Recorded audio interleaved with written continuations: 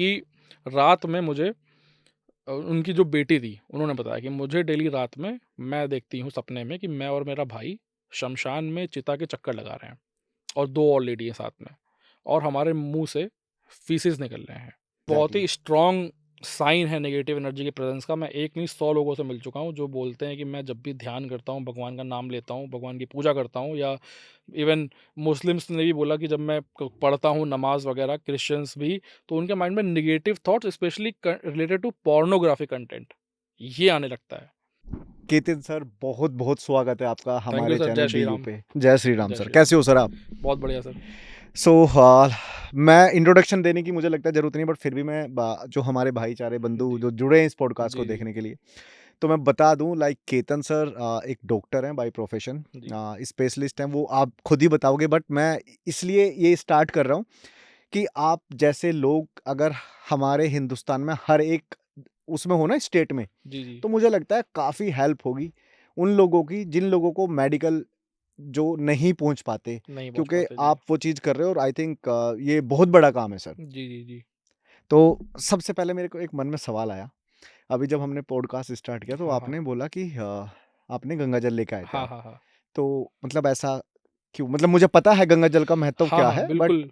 क्योंकि देखिए सर, मैंने ऑलरेडी बहुत सारे पहले भी पॉडकास्ट में डिस्कस करा है अबाउट नेगेटिव एनर्जी और उनका क्या इन्फ्लुएंस होता है लाइफ में।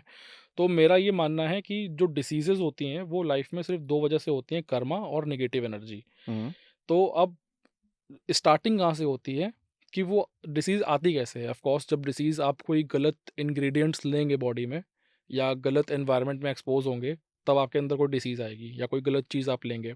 एंड गलत चीज़ लेने से पहले आपके मन में थॉट्स आते हैं उसको लेके। फॉर एग्ज़ाम्पल अगर आपको अल्कोहल पीना है या स्मोकिंग करनी है हुँ, या किसी और चीज़ में आपको नॉन-वेजिटेरियन फूड खाना है, बहुत हुँ, ज़्यादा क्रेविंग हो रही है उसकी, तो ये कुछ चीज़ें हैं जो लाइफ़ में आपको अब सबको पता है कि अल्कोहल और स्मोकिंग से कैंसर कॉजिंग एजेंट है, करेक्ट। बट कंट्रोल नहीं रहता लोगों का, वो करते हैं। तो मैं समझ गया कि ये और इसका एक स्टोरी भी है, मैं आपको बताऊँगा कि ये थॉट्स बेसिकली ये थॉट्स को इन्फ्लुएंस करती हैं माइंड के। और जैसे मैं अभी आपके यहाँ पे आके बैठा, तो मुझे नहीं पता कि इस रूम में क्या एनर्जी हो, ये हुँ, रूम बंद रहता है, यहाँ पे किस तरह के लोग आते हैं और सबके साथ एनर्जीज़ हैं। हर इंसान के साथ एनर्जीज़ ट्रैवल करती हैं उनके साथ में, वो सब देखती हैं, सब जानती हैं। एंड ये जो नेगेटिव एनर्जीज़ हैं, इट्स लाइक अ डेविल। ये कुछ भी अच्छा नहीं करने देगी, कुछ भी अच्छा सोचने नहीं देगी, कुछ भी अच्छा बोलने नहीं देगी। तो उस चीज़ को क्लियर करने के लिए और एक पॉजिटिव ऑरा बनाने के लिए, यहाँ पे एनवायरनमेंट बनाने के लिए मैंने गंगा जल छिड़का, ताकि अब मैं जो बोल सकूँ, इवन आपके पॉडकास्ट शुरू करने से पहले भी मैंने 30 सेकंड्स मन में हाँ, आपने बोला। मैंने यही बोला 30 सेकंड्स मन में कि यूनिवर्स एंड गॉड मेरे मुँह से वही वर्ड निकले जो दुनिया के लिए बेहतर हो। मैं कुछ भी इधर-उधर का ना बोल पाऊँ। तो हुँ, इसी हुँ। इंटेंशन से ये पॉडकास्ट शुरू करा मैंने फिर। ग्रेट, और आई जी। थिंक आज इस पॉडकास्ट से काफ़ी लोगों को भी हेल्प मिलेगी जी, इन जी। टर्म्स ऑफ, लाइक आज की डेट में बोल देते हैं ना लोग बाग कि यार मेरे को बहुत एंजाइटी है, जी। डिप्रेशन है, मैं बिल्कुल ऐसा हो रहा हूँ कि मेरा काम करने का मन नहीं करता। हुँ, तो हुँ। हम एक काम करते हैं, इस पॉडकास्ट की शुरुआत ना हम नेगेटिव और पॉजिटिव एनर्जी से कर लेते हैं। बिल्कुल, बिल्कुल। आपकी बात बिल्कुल ठीक है कि नेगेटिव चीज़ें हमें ज़्यादा इन्फ्लुएंस करती हैं इन कंपैरेटिवली पॉजिटिव एनर्जी। जी, जी। ऐसा क्यों है? इस सर देखिए, जो ऑफ़ कोर्स ज़ाहिर-सी चीज़ है, जो बहुत सारी चीज़ें अच्छी हैं, जो इंसान नहीं करता। देखिए, चाहे आपका स्मोकिंग हो गया या अल्कोहल हो गया या लस्ट में हो गया, आपका सेल्फ सैटिस्फैक्शन हो गया, बैड वीडियोज़ देखने हो गए, डिज़ायर्स हो गए, प्लेज़र्स की। तो ये कुछ ऐसे प्लेज़र्स हैं जिस पे इंसान का काबू नहीं है, जो हुँ, सबको अच्छे लगते हैं। आप किसी ऐसे इंसान को भी ये कराओगे, ऐसे इंसान को भी कि कभी आप अल्कोहल पिलाना जिसने लाइफ़ में कभी अल्कोहल ना पिया हो। तो वो उसको स्टार्टिंग में तो वो चीज़ आपको पता है कड़वी लगेगी। बट जब वो उसके इन्फ्लुएंस में आएगा और जब उसको एक मज़ा आएगा, तो वो भी उसके हैंगओवर से निकलने के बाद बोलेगा यार मज़ा आ गया। हुँ, तो ये एक कॉमन प्लेज़र तो है ही है, ठीक है? इसीलिए लोगों को बैड चीज़ों में ज़्यादा एन्जॉयमेंट आता है। जैसे आपसे कोई बोले कि आपको करेले का जूस पीना है, आप नहीं पियोगे, बट वहीं अगर वो मैंगो शेक लाके दे देगा, आप पी लोगे। तो जो ह्यूमन सारा खेल इसका है? सारा खेल टेस्ट का है हाँ, एंड सारा खेल कि आपको वो चीज़ कैसी, अब जैसे कई सारे लोगों को मैंगो शेक भी नहीं अच्छा होता होगा, बट आपकी बॉडी को कैसा वो फ़ील कर रहा है, कैसे आप फ़ील कर रहे हो उस चीज़ को। तो ये जो प्लेज़र्स हैं, यही सबको पसंद होते हैं, इस वज़ह से वो करते हैं और नेगेटिव मतलब बैड थिंग्स में उनको ज़्यादा मज़ा आता है। इन एंड जो नेगेटिव एनर्जीज होती है वो इन्हीं प्लेजर्स को बार बार रिपीटिंग मोड में आपके माइंड में चलाती रहती हैं, तो आप उस पे लगे रहते हैं एंड देन एक टाइम के बाद आपको डिसीज कॉज हो जाती है। ओके। अगर इन चीज़ों को आज की डेट में मेंटल हेल्थ हेल्थ की अगर मैं बात करूँ तो हाँ, मेंटल हेल्थ को लेके ना सब अवेयर नहीं है, पता नहीं है कि आज हमारी मेंटल आज लेट्स एग्जांपल हम दोनों यहाँ बैठे हैं, हाँ, हाँ, ठीक है? कि चलो हम अच्छे से बात कर रहे हैं, हमें अच्छी-अच्छी चीज़ें बट नहीं, एक्चुअल में देखो तो बैक ऑफ द माइंड आपकी भी बहुत सारी चीज़ें चल रही होगी, हाँ, मेरी भी बिल्कुल, चीज़ें चल रही बिल्कुल, होगी। कोई भी इंसान ना आज की डेट में रिलैक्स नहीं है। रिलैक्स नहीं है। तो how to relax your mind और या if you want to control your mind तो वो क्या टैक्टिक्स हो सकती हैं या मेडिटेशन से काफी कुछ हेल्प मिलती है उसके बारे में थोड़ा सा बताओ। देखिए, अगर आप मुझसे मिलते आज से 4-5 महीने पहले, हम्म। तो मैं सिर्फ़ इतना बोलता, मेडिटेशन करिए और कुछ आप स्लीपिंग मेडिसिन्स ले सकते हैं। अगर बहुत ज़्यादा एंग्ज़ायटी है, साइकियाट्रिस्ट को दिखा के कुछ माइंड को रिलैक्स करने वाली मेडिसिन्स ले सकते हैं। ये कुछ चीज़ें हैं, न्यूट्रिशन इम्प्रूव कर सकते हैं, एक्सरसाइज़ कर सकते हैं, ये कुछ चीज़ है जिससे आपको फ़ायदा होगा। बट जब से मुझे ये नेगेटिव एनर्जीज़ का एक्सपीरियंसेस हुआ लाइफ़ में, उसके बाद तो मैं समझ गया कि यार ये तो जो मेडिसिन है, उसको भी बॉडी में नहीं लगने दे रही है, पेशेंट को हील ही नहीं करने दे रही है। कोई एग्जांपल बताओ। अब एग्ज़ाम्पल जैसे मैं आपको बताता हूँ एक मैं कैसा एग्ज़ाम्पल बताऊँ मैं आपको मतलब जब आप आपने स्टार्टिंग नहीं नहीं कोई ऐसा केस आपको ऐसा मिला हो जिसको आपने ट्रीट किया और आपको बाद में रियलाइज हुआ या अगर आपका ही कोई पर्सनल ऐसा हो वो भी शेयर कर सकते हो।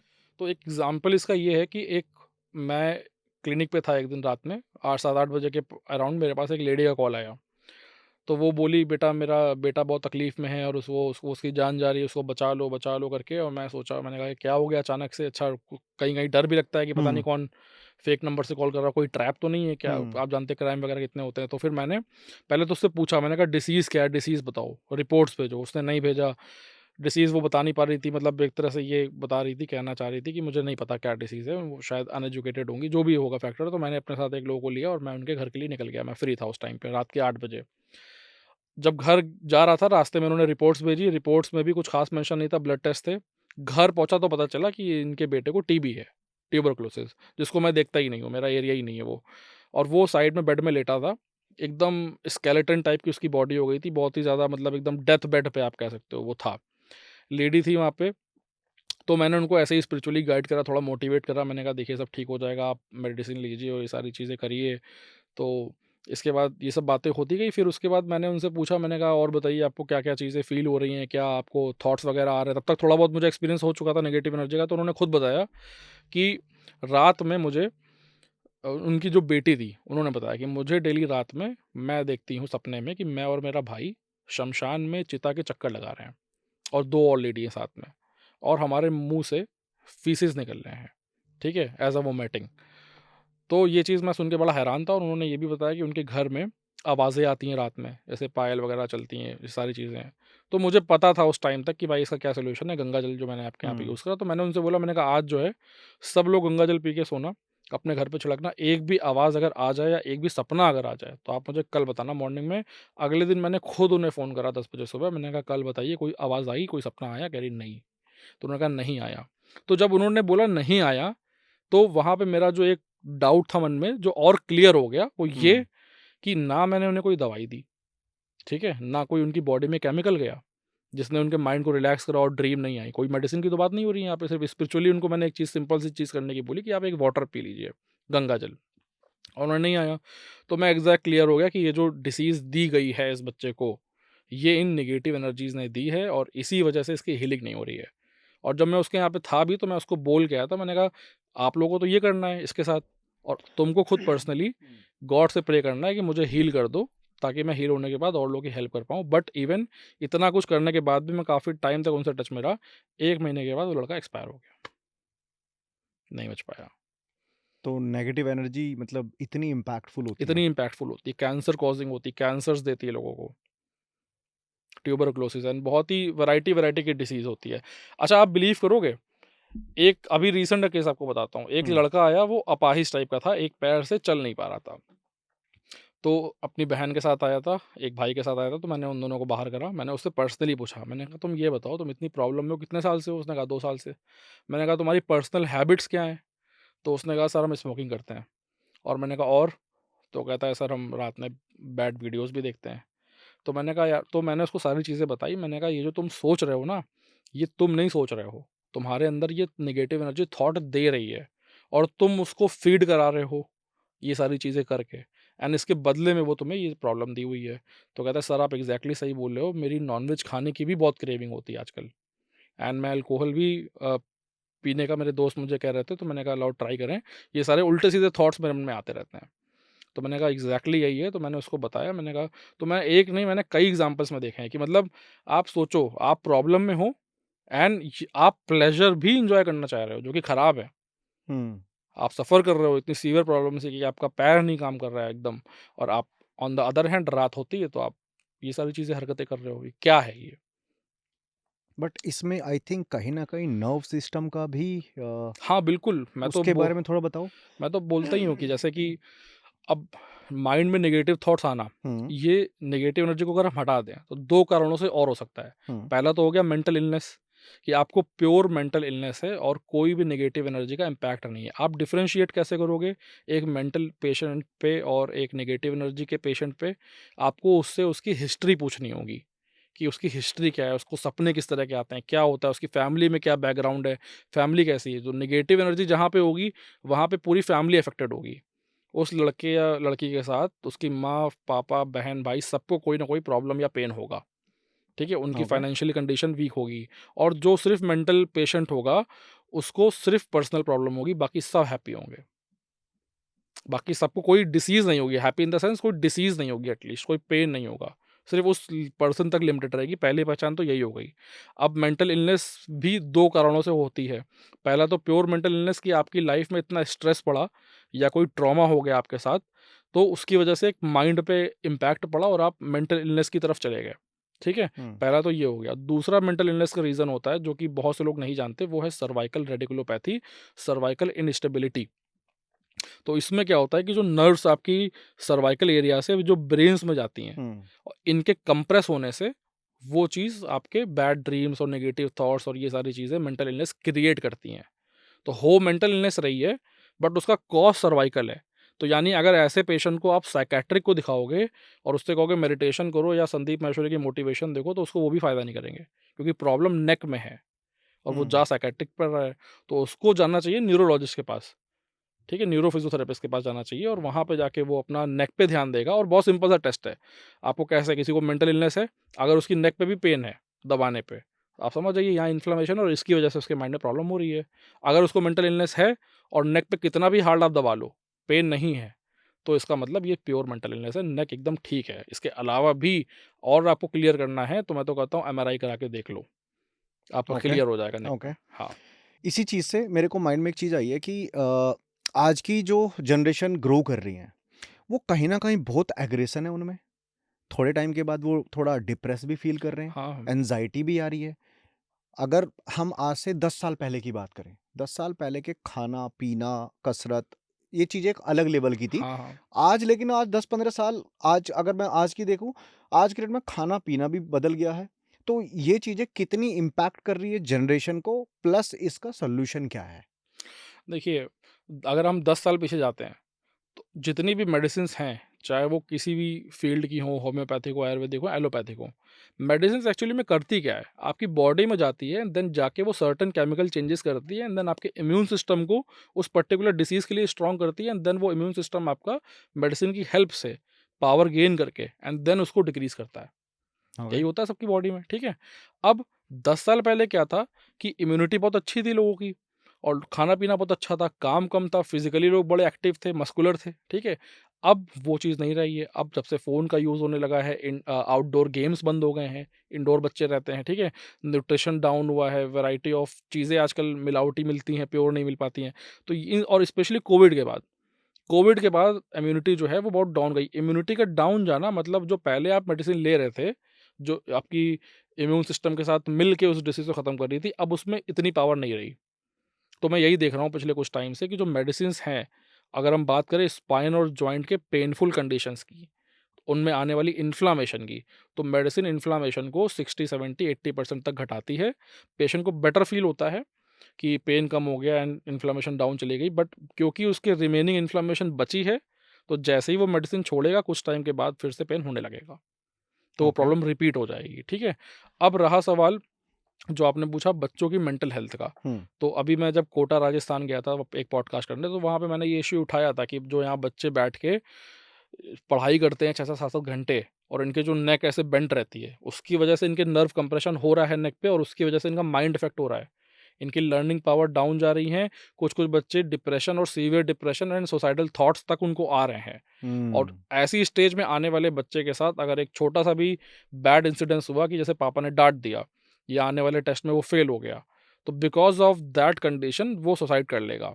जिसको दुनिया बोलेगी बाद में कि इसने एक कायरतापूर्वक कार्य करा, ठीक है? इसके अंदर झेलने की क्षमता नहीं थी, बट कहीं भी उसका कोई भी कभी भी नेक नहीं दबा के देखा है कि कहीं इसको सर्वाइकल तो नहीं है, सर्वाइकल इंस्टेबिलिटी तो नहीं है इसको या कोई प्रॉब्लम हो। तो ये जो चीज़ है ये बहुत ही रेयर है और किसी को पता नहीं है इसके बारे में एंड ये सिर्फ़ बच्चों को नहीं, कॉर्पोरेट एम्प्लॉइज़ जो 8-8 9-9 घंटे कंप्यूटर की जॉब करते हैं, हुँ, बैंक में जो लोग हो गए, हुँ। उनके साथ ये हो रहा है। तो ये मेडिकल कंडीशन है जिसकी वजह से उनका माइंड खराब हो रहा है, बच्चों के साथ भी या कॉर्पोरेट एम्प्लॉइज़ भी हों, इसके साथ ही आपके जिसके देखिए इन्फ्लेमेशन नहीं होगी नेक के एरिया में एंड सारी चीज़ें अच्छी होंगी, मेडिटेशन वो करेगा तो उसको कोई स्ट्रेस नहीं होगा। बट अगर मैं पूछूँ like how to control your brain and how to control your nerve system? जी, सबसे पहले तो आपको सेल्फ डायग्नोस करना होगा कि अगर आप एंग्ज़ायटी और इन सब चीज़ों से गुज़र रहे हैं, तो इसका रूट कॉज़ क्या है? सेल्फ डायग्नोज के साथ-साथ हम स्पिरिचुअल भी तो हो सकते हैं? हाँ, बिल्कुल स्पिरिचुअल हो सकते हैं, बट स्पिरिचुअल तो मैं तो कहता हूँ स्पिरिचुअल तो होना ही चाहिए। आप बताओ चाहे इसके बारे में। मेडिकली हाँ, प्रॉब्लम में बताओ। हो या ना हुँ। हो।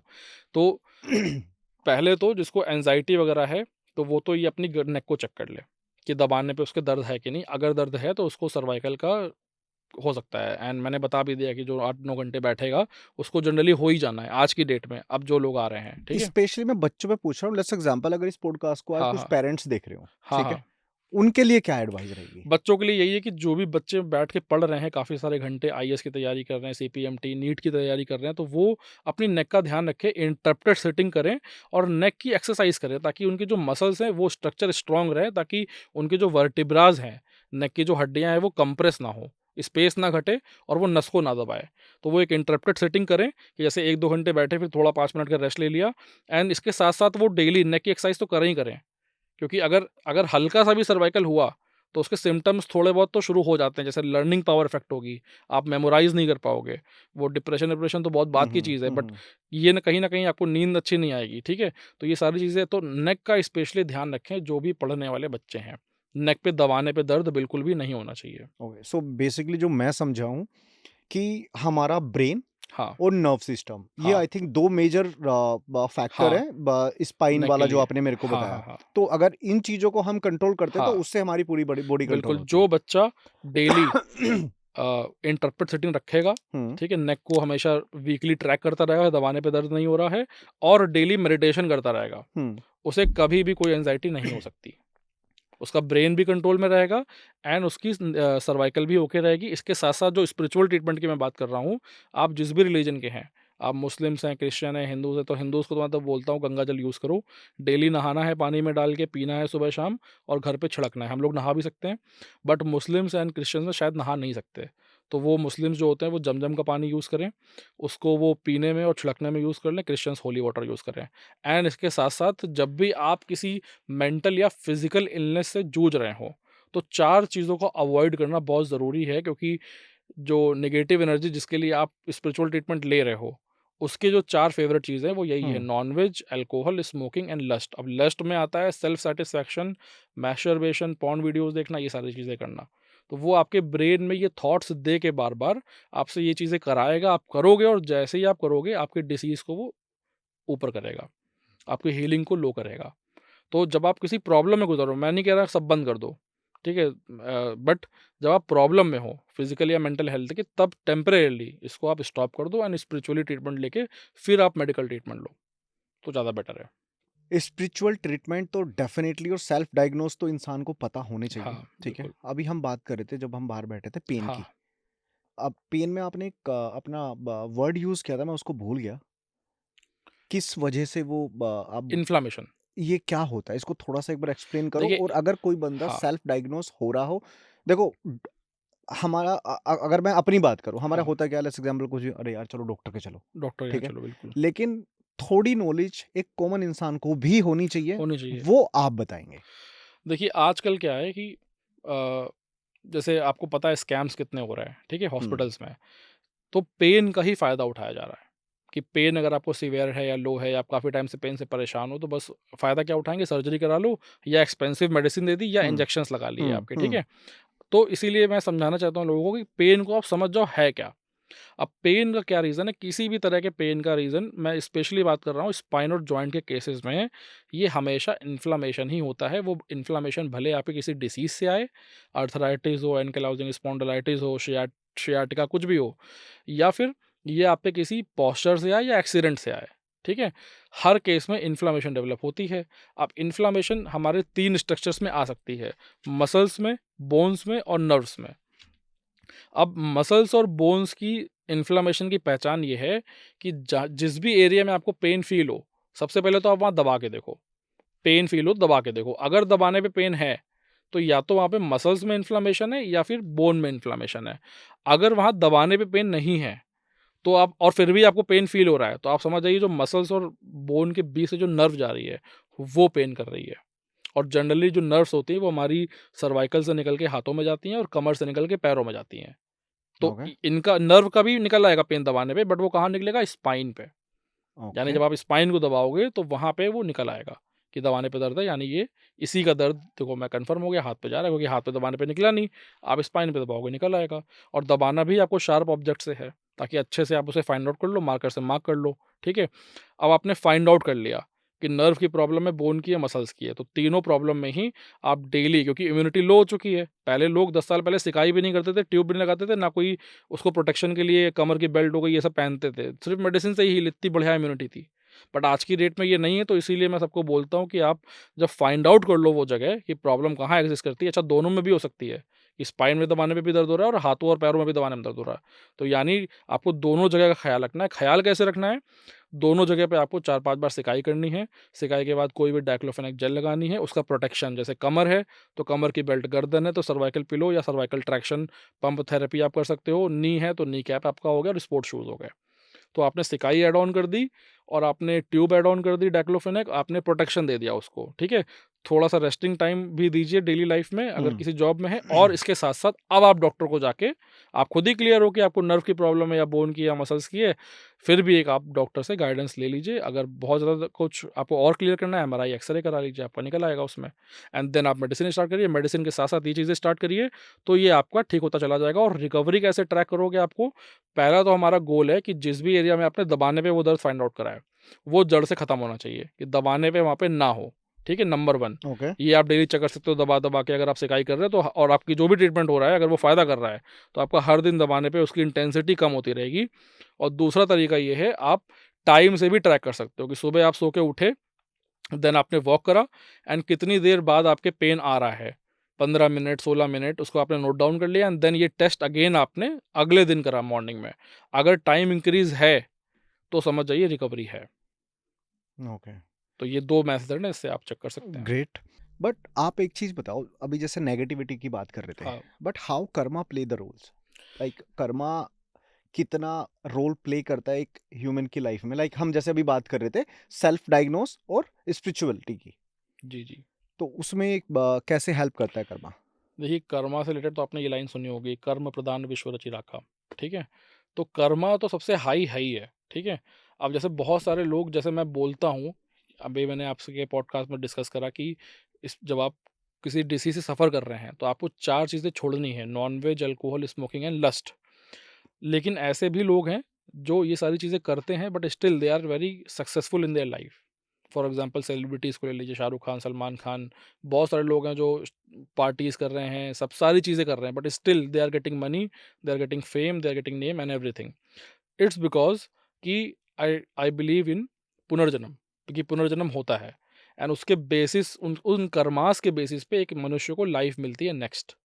अब उसको लाइफ़ मिली, या तो वो पुअर फैमिली में पैदा होगा या वो बहुत ही रिच फैमिली में पैदा होगा, या हुँ, जैसे शाहरुख खान, सलमान खान हैं, बहुत ही लो लेवल से उन्होंने शुरुआत करी एंड देन ये इनके कर्म इतने अच्छे थे कि ये बन पाए एक सेलिब्रिटी एंड आज की डेट में इनके पैसे से इतने सारे लोगों की हेल्प होती है कि वो जो कर्माज इनके हैं, उनकी जो दुआएँ हैं लोगों की, वो उनको इतना सक्सेसफुल बना रही है। शाहरुख खान को देख लीजिए 4-5 साल से कोई फ़िल्म हिट नहीं हो रही थी।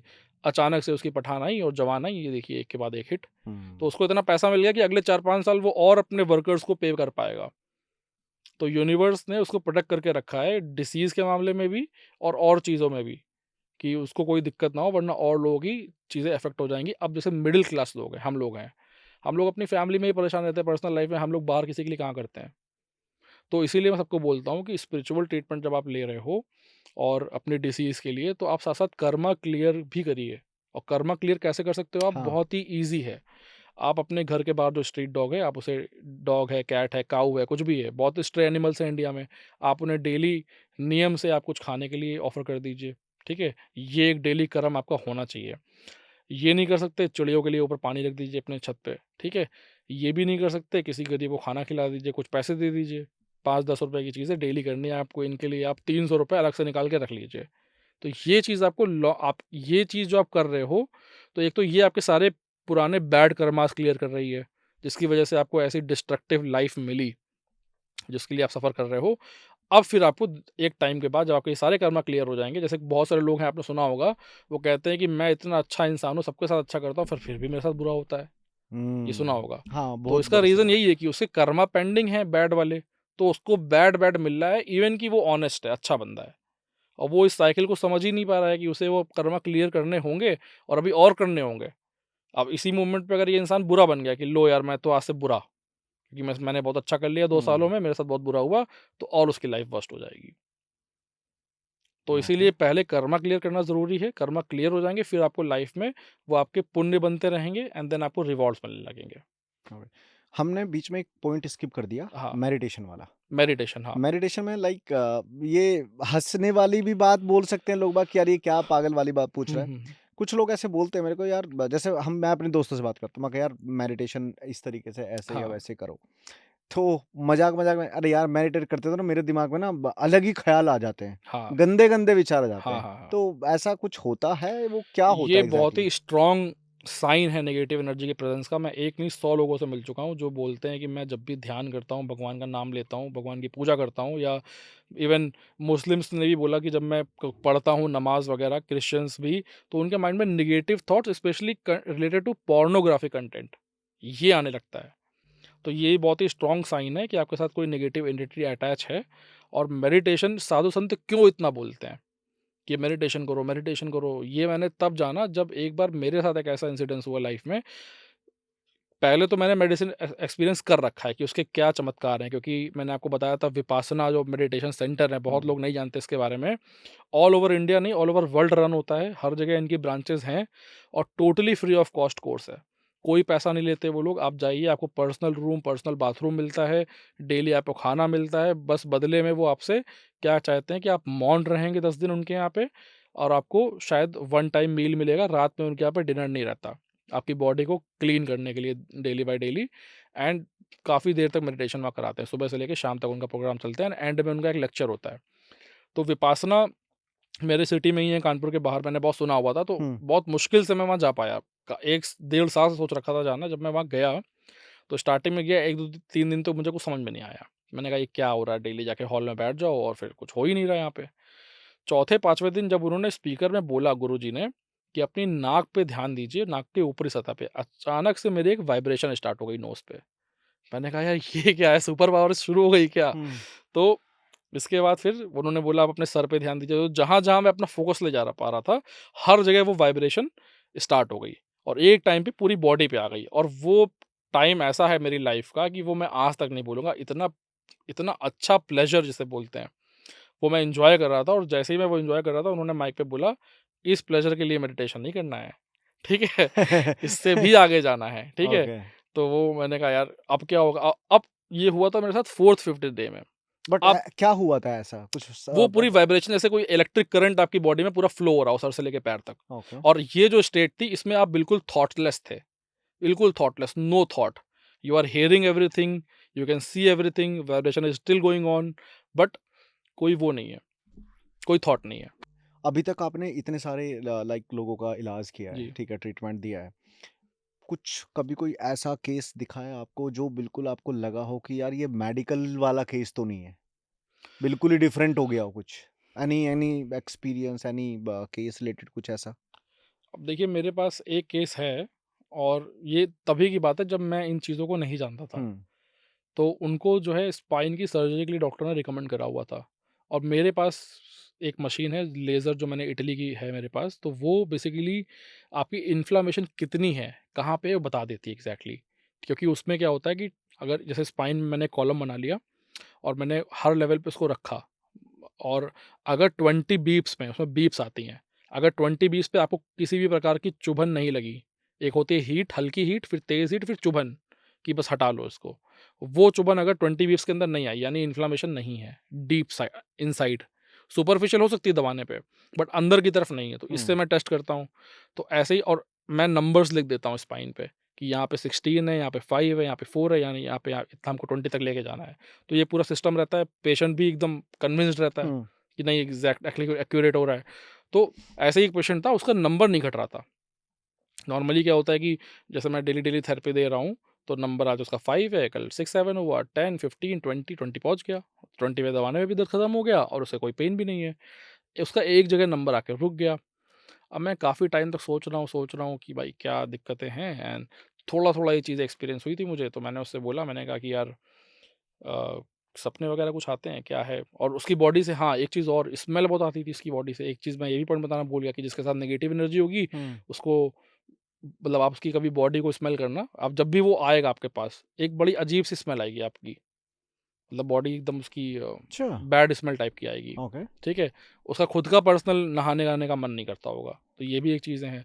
तो ये सारी चीज़ें जब आई तो मैंने उससे बोला, मैंने कहा यार थोड़ा-सा, और उसकी बियर्ड-वियर्ड थी, तो मैंने कहा यार थोड़ा-सा अपना ये बियर्ड-वियर्ड क्लीन करो और नहाते-वहाते हो? कि कहता है नहीं, नहीं करते। थोड़ा उसको बस हमने गंगा जल नहीं पता था मुझे उस टाइम पे, बस केवल मैंने उससे कहा कि थोड़ा-सा अपनी ये जो चीज़ें हैं, इसको बेटर करो। एंड जहाँ उसने वो करा एंड देन सडनली उसका 1-2 दिन में नंबर बढ़ गया। ओके। और मुझे उस समय पता भी नहीं था कि यार ये क्यों हुआ, कैसे हुआ? आज जब मुझे चीज़ों को याद करता हूँ, तब मुझे वो मेमोरी आती है दिमाग में। मैंने कहा नहीं यार अच्छा, इससे ऐसे-ऐसे ये हुआ होगा। वैसे एक मुझे बात याद आ गई, जैसे हम पुरानी मूवीज़ देखते थे, हाँ, तो उसमें ये बोला जाता था ना कि जैसे घर एक मंदिर है, हाँ। वैसे शरीर भी एक मंदिर शरीर है। भी एक मंदिर है, बिल्कुल। इसको जितना साफ स्वच्छ रखोगे, उतना ज़्यादा अच्छा उतना होगा। ज़्यादा अच्छा रहेगा। ओके। तो आज की डेट में जैसे मेडिकल फैसिलिटीज़ बढ़ रही हैं, हाँ, ठीक है, ट्रीटमेंट की बड़ी-बड़ी मशीनें आ रही हैं। बट आप देखो कि मेडिकल और हॉस्पिटैलिटी में ना स्कैम्स भी बहुत हो रहे हैं, स्कैम्स बहुत होते हैं। जी, जिसका सामना करना पड़ता है कॉमन इंसान को। कॉमन इंसान को बिल्कुल। एंड स्पेशली गरीबों को, जिनके पास पैसे नहीं हैं हाँ, एंड उनके पास कोई ऑप्शन नहीं है। देखो उनको तो करना पड़ता ही है, उनके पास कुछ ऑप्शन नहीं है, उनको भी करना पड़ता है जिनके पास पैसा है। पैसा है, बिल्कुल। जब हम लेट्स एग्जांपल, मैं किसी भी हॉस्पिटल का नाम नहीं ले रहा, बट जब जाते हैं तो एक डॉक्यूमेंटेशन इतनी ज़्यादा हो गई है ना हाँ, कि आप किसी भी हॉस्पिटल, मतलब ये मैं आपसे पूछना चाह रहा हाँ, हूँ हाँ, और आप लोगों को तक भी पहुँचाना चाह रहा हूँ कि ऐसा क्यों है? लेट्स एग्जांपल, मुझे फीवर है या मेरे को कुछ भी डायग्नोस होना है, तो हाँ। मैंने जाके हॉस्पिटल पे गया, डॉक्टर की फीस दी और मैं चला गया। लेकिन नहीं, आप नंबर लिखवाओ, ईमेल आईडी दो, अपनी आइडेंटिटी वो कराओ, ठीक है, सारा कुछ कराओ। आप अच्छा फर्स्ट टाइम आए हो, रजिस्ट्रेशन फीस लगेगी, फलाना।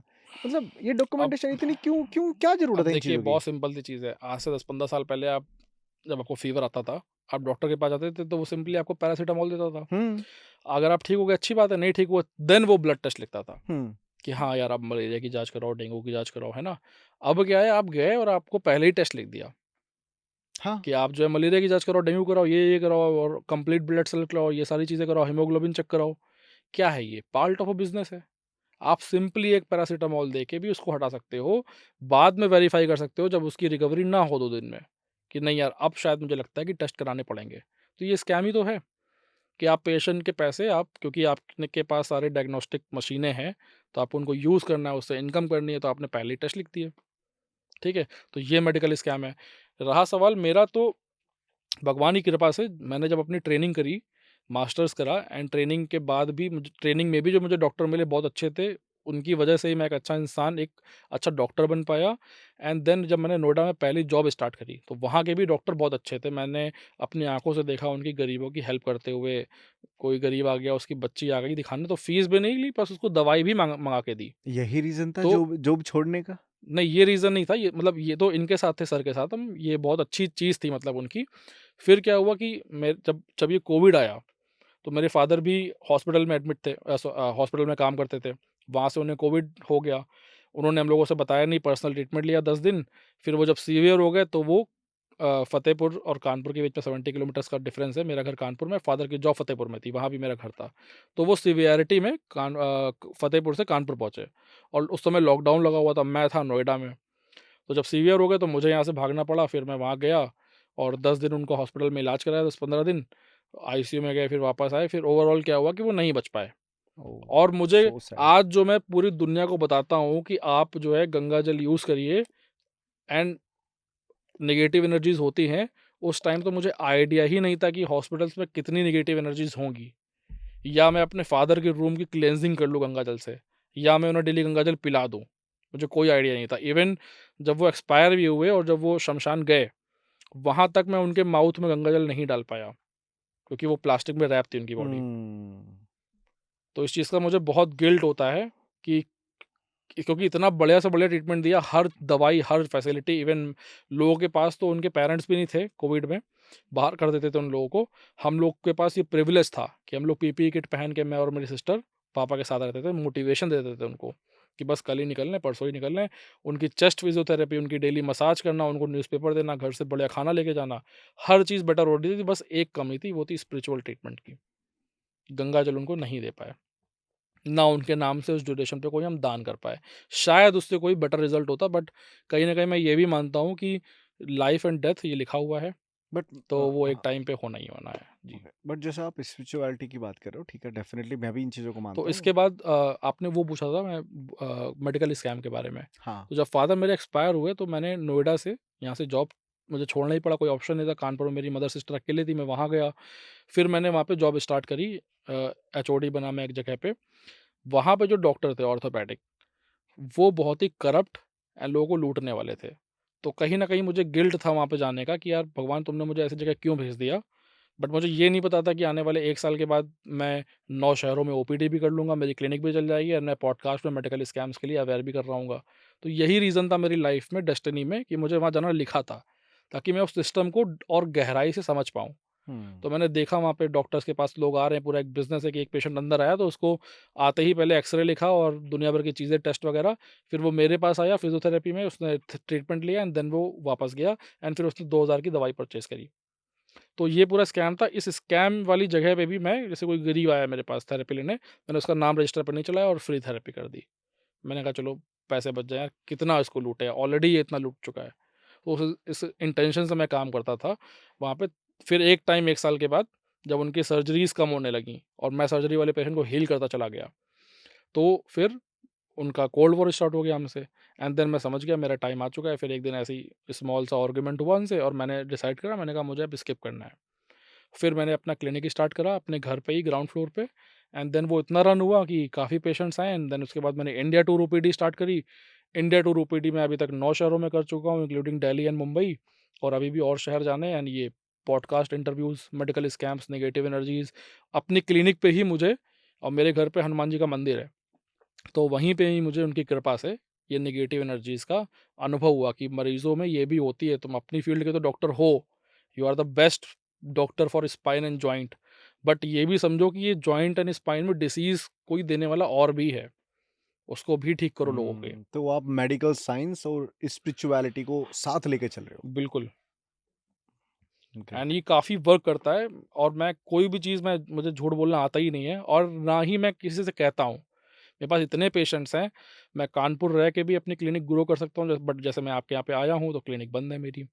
मैं एक पूरा बिज़नेस सेटअप कर सकता हूँ कि एम्प्लॉइज़ रख दिए, क्लिनिक चल रही है, लोगों को लूटना है, मेरी कोई सुपरविज़न नहीं है, बिज़नेस हो रहा है, हाँ, नहीं ठीक हो रहा, आप 1 हफ़्ते और थेरेपी कराइए, बहुत सारे डाउट्स मन में रहते हैं।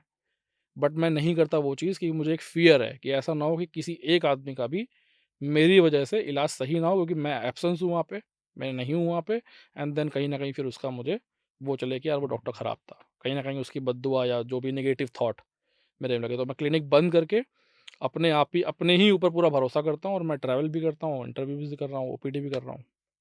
हमने इतनी सारी बातें करी हैं, बट जी, मेरे माइंड का सवाल है, जनरली होता क्या है, डॉक्टर ना इन चीज़ों पे बिलीव नहीं करते, नहीं करते। नेगेटिविटी पे या लाइक स्पिरिचुअल चीज़ों पे, ठीक है? वो कहते हैं भैया ये चीज़ है, ये रोग है, ये मेडिसिन है, जाओ ठीक हो जाओगे। बट आपका इतना बिलीव क्यों है? उसका रीज़न सर ये है कि एक तो एक्सपीरियंसेस हुए लाइफ में इतने सारे मुझे खुद पर्सनली कि मुझे मानना पड़ा, एंड मैं हमेशा से मेरी आदत है मैं सच बोलने की। मुझे किसी को मैनिपुलेट नहीं करना है, कोई मेरा वो नहीं है, एंड बट बहुत ही ओपन फ्री माइंडेड बंदा हूँ मैं कि भाई जो मेरे साथ है, जो हो रहा है मैं वही बोलूँगा एवरीथिंग में। तो जब ये चीज़ें हुई तो मैंने अपने पेशेंट्स को बताई बिना किसी डर के कि ये क्या सोचेंगे। आज भी मैं आपके यहाँ पे बैठा हूँ, और तो बहुत सारे लोग सोच सकते हैं कि यार ये डॉक्टर जो है ना, ये भूतों का सहारा लेके अपनी प्रमोशन कर रहा हुँ, हुँ। है ना? मार्केटिंग कर रहा है अपनी। बट मुझे उसकी ज़रूरत नहीं है। मैं तो पहली बात तो ऐसी कोई भी चीज़ मैंने बोली नहीं कि जिसमें किसी को मेरे पास आना पड़े। तो यहाँ पे तो वो पॉइंट ही खत्म हो गया कि मैं ये कर रहा हूँ कि आप मेरे पास आओ, आप तो खुद घर पे कर सकते हो। डायग्नोसिस से लेके ट्रीटमेंट तक मैंने हर चीज़ आपको बता दी है, ठीक है? लेकिन फिर भी अगर कोई सोच रहा है कि मैं अपनी मार्केटिंग के लिए कर रहा हूँ, तो भाई ये उनकी सोच है। अब रही बात, जो मैं क्वेश्चन उठाना चाहता हूँ वो ये है कि जितने भी डॉक्टर्स हैं, चाहे वो किसी भी रिलीजन के हों, जब वो अपनी रिलीजियस टेक्स्ट बुक पढ़ेंगे, तो वहाँ पे उनको एक नहीं 100 बार देखने को मिलेगा कि नेगेटिव एनर्जी है, डेमन है। हिंदू में चाहे वो भूत-प्रेत चुड़ैल हो, मुस्लिम्स में चाहे वो जिन हो, और क्रिश्चियंस में चाहे वो डेमन्स हो। तो हर रिलीजन में मेंशन है कि हाँ, नेगेटिव एनर्जी का एक्जिस्टेंस है, और मैं बता रहा हूँ कि ये नेगेटिव एनर्जीज़ डिसीज़ेज़ ही देती हैं ह्यूमन्स को, और क्या ही कर सकती हैं वो, ठीक है? उनको उनको अपनी फीडिंग चाहिए, उनके कुछ स्वार्थ है। अब उनके स्वार्थ क्या हो सकते हैं? क्या उनका स्वार्थ पैसा है? नहीं है। क्या नहीं। करेंगी वो पैसे का?